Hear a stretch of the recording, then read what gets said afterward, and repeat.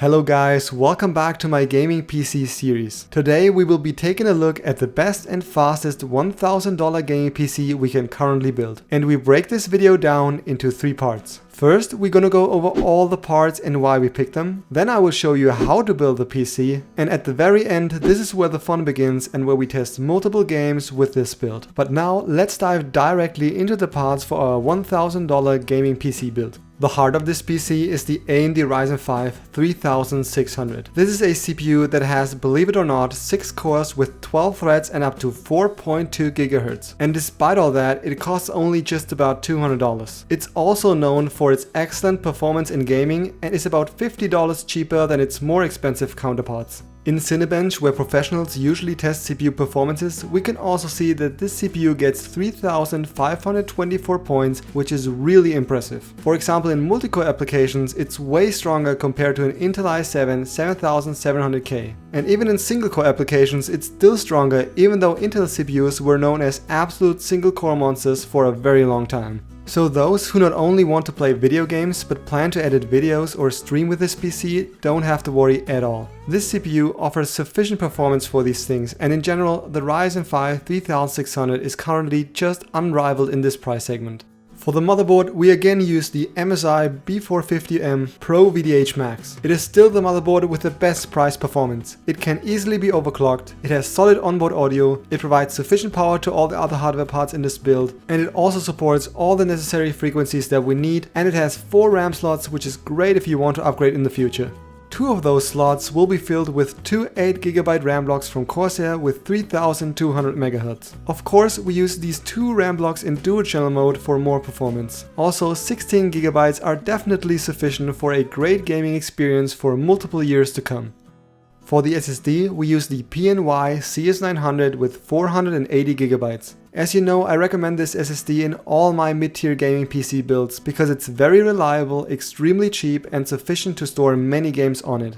The most impressive and of course the most interesting hardware part for us gamers is once again the graphics card. Here we use the RTX 2070 Super, specifically the Black Gaming Edition from EFGA. This monster has a memory of 8GB of GDDR6 RAM with a bandwidth of 256-bit, which is really at the top end. Additionally, it has 1770 MHz and 2560 shader processors, which makes the CPU one of the most powerful graphics cards money can buy. Of course, with those numbers, this card is fast enough to play all the modern games smoothly, not only with the highest settings, but also with way more than 60 frames per second. But not only that, the 2070 Super is also supporting all the new Nvidia technologies, including ray tracing, which is Nvidia's newest algorithm that makes upcoming games even more realistic and beautiful. This time with the Corsair CX650 we use an absolute high-end model for our power supply. With 650 watts it provides enough power for our gaming PC while at the same time offering all the protection circuits that we need.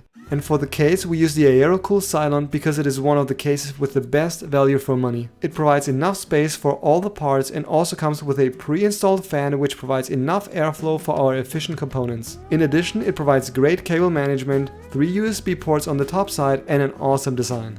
Next up is a short 3-minute building guide of how to build the $700 gaming PC. First, we need our motherboard, which has a socket for the processor in the middle. Here we pull the lever of the socket to the side and then all the way up so that we can attach our processor. To do that correctly, the socket has an arrow in one of its corners, and we have to align it with the arrow that you can see here in the corner of the processor. So align it and let it drop into the socket. But don't push it in because we don't want to bend any pins. If you aligned it correctly, it will drop in automatically. After we've done that, we can now pull the lever back to its place. Next up is the cooler for our processor. On the backside, the cooler already has some paste attached to the square that needs to be pressed on top of our processor. To fix it then to the motherboard, we use these 4 screws and we screw them in here, here, here and here. But first we have to unscrew the protection and remove it. And after we have done that, we can place the cooler on top of the processor. But be careful here, the AMD label should be on the left side so that we have enough space on the right side for our RAM. Now we screw it on tight and our cooler is attached. What's left is the cooler power connector, and this should be put on the CPU fan 1 connector of our motherboard. Now that we have done that, we want to attach the motherboard to the case. In general, motherboards come in different sizes and therefore every case has some fixed female screws and some optional ones. And for the motherboard that we use here, we should put in 4 additional ones. Here,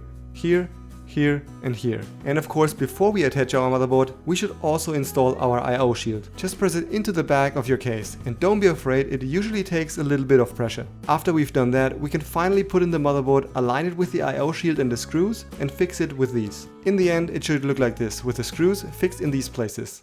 Next up is the RAM. For the installation, we open the DIMM slots A2 and B2 by pressing the retaining clips outward, and then we push the blocks in by making sure that we line up the notch of the RAM blocks with a break on the slots. Now take the connector of the fan and attach it to the system fan 1 slot.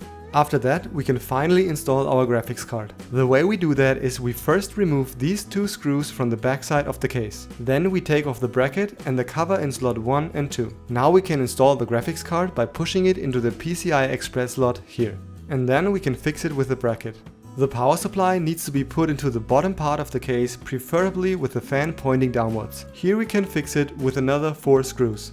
After the power supply has been installed, we can now connect the power connectors for the motherboard, the processor, and the graphics card. And now we can connect all the case cables, and we start with the HD audio connector that has to be put into the J-OD1 slot. After that, we connect the 3 USB ports, the 2 small USB 2 connectors and the large USB 3 connector. The connectors for the front switches and the LEDs are somewhat customizable, but you can find the description of how to connect them in the manual for the motherboard. However, the pins for them are here. Now the only case connector that's left is the SATA connector for the large front LED, and you want to connect that to the power supply.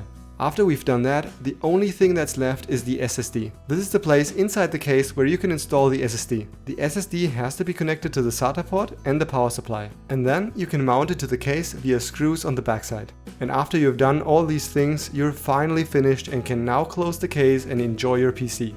And now, as promised, let's jump into the benchmarks and game tests. I tested this gaming PC in the 3D Mark Time Spy benchmark, and then in the games League of Legends, Fortnite, Call of Duty Warzone, Witcher 3, Path of Exile and Valorant. Anyways, in 3D Mark Time Spy, this gaming PC build scores impressive 9,341 points, while the graphics score is 9,889 points and the CPU score is 7,110. And in another benchmark called Firestrike, we get 20,973 points, which is also extremely good. This result is also better than 93% of all gaming PCs that have ever been tested. But now let's start with the game tests.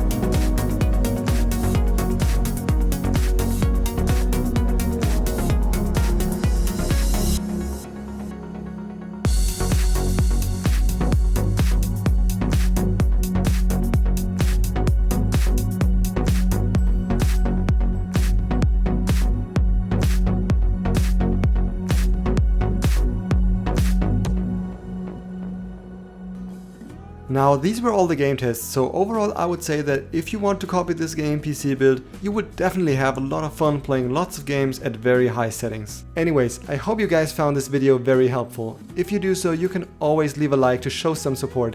And of course, if you're new to this channel, you can also subscribe so that you can always easily find some great gaming PC builds that are optimized for gaming performance and price.